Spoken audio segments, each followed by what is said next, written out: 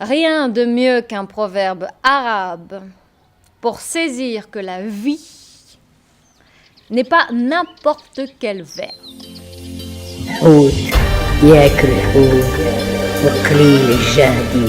Je vous le traduis au premier degré. Les poissons sont avalés par les poissons, les plus petits par les plus grands. Bien, on peut faire avaler ça à n'importe qui sous le couvert de sélection naturelle.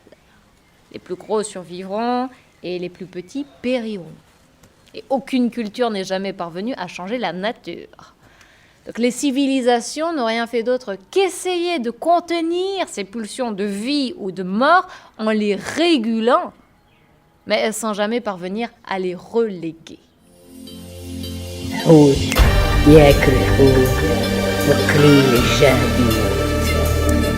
Je vous le traduis au deuxième degré. C'est la guerre de tous contre tous. Les plus forts seront vainqueurs, les plus faibles vaincus. Ce qui revient à dire que notre état naturel, c'est la guerre de tous contre tous. Du frère contre son frère. Donc de la jungle, on n'en sort pas.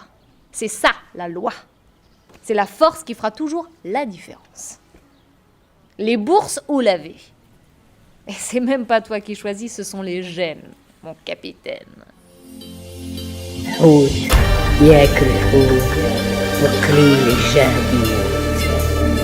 le traduis ? Au troisième degré. La vie est une lutte à mort. Pour la vie, contre la mort. Agonie. Et ce sont toujours les plus forts qui s'en sortent. Attention, je n'ai pas dit les meilleurs. J'ai dit les plus aptes à l'emporter. Par la force ou la fortune. Et pas la peine de remuer la queue, la chance est exclusivement réservée aux puissants, aux grandes puissances. Vous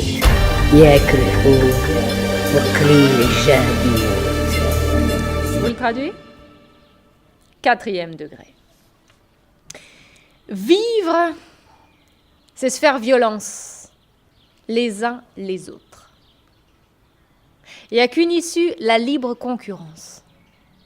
Donc c'est ainsi qu'on nous a transmis le virus du capitalisme sage ou sauvage, sous prétexte que l'antagonisme est dans les gènes. Il faut se battre, il faut s'affronter, il faut s'entre-déchirer, risquer sa vie et à n'importe quel prix. Ceux qui ne risqueront rien, ils n'auront rien. Rien que les yeux pour pleurer.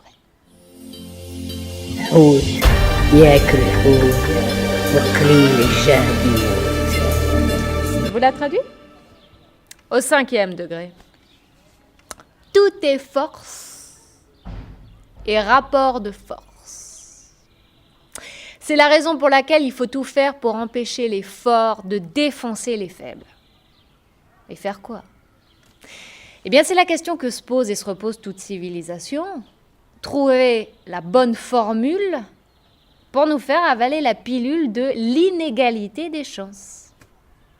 Alors ça s'appelle régulation, redistribution, courbe de réajustement, sans oublier bien sûr sur le plan social la maladive discrimination positive.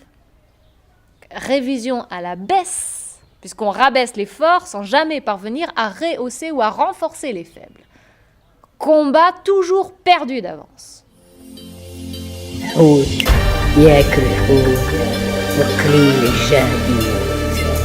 le traduisez ? Sixième degré. L'homme est un poisson pour l'homme. C'est-à-dire une proie facile, docile ou débile. Il faut se dépêcher pour le péché se fiche, sinon d'autres s'en chargeront. Le premier qui tire, il s'en tire. Et si vous ne voulez pas vous faire tirer, eh bien vous savez ce qu'il vous reste à faire. À tirer dans le tas. Comme dans les jeux vidéo.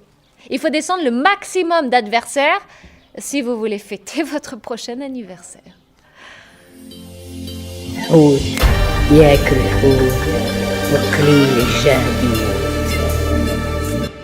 Je vous le traduis ?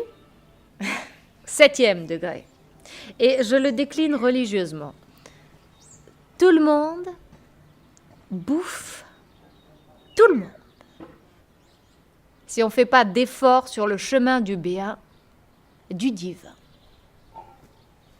Alors pour ceux qui se posaient la question de savoir à quoi ça sert Dieu, eh bien justement, à nous retirer des griffes de la nature et à nous élever au-dessus de notre réalité matérielle et conflictuelle. C'est l'idéal qui se moque du réel. Mais ce n'est pas Dieu qui vient vers toi, c'est à toi d'aller vers lui. Ce n'est pas à lui de descendre, c'est à toi de monter.